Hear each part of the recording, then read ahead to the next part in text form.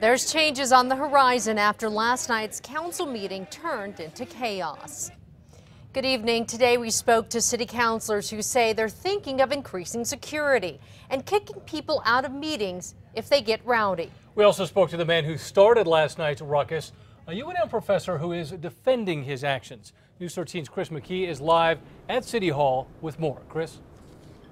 Dean, David Correa says he and protesters had to take over the Albuquerque City Council meeting last night to send a strong message to councilors that they're not doing enough to get fixes done over at APD, but councilors say it was totally uncalled for.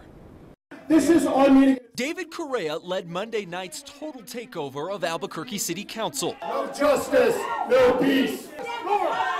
Come on, the People's City Council has just unanimously voted no confidence in Mayor Berry. And today, the UNM assistant professor is making no apologies. If people want to suggest that that's disorderly, then welcome to democracy.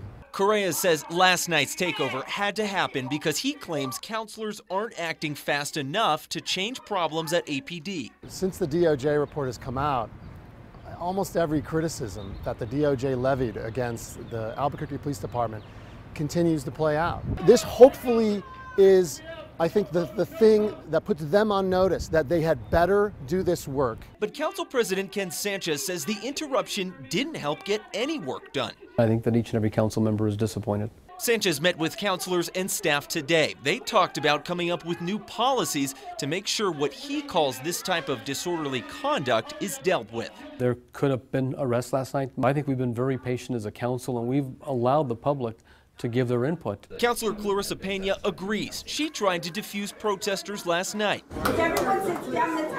I felt that it was important to pay them the respect. But most of those attempts were drowned out, with Correa leading the charge. We have a vote of no confidence on the mayor. Pena hopes next time protesters will have some solid ideas for change at APD. If they would have come with some suggestions, real concrete suggestions, and we would have been more than happy to listen to those. Now, last night, councilors were supposed to take up two APD-related bills, one of which would have actually called for city councilors to approve the hiring of the APD chief. They didn't get that done, though, so there will be a special meeting they go to on Thursday.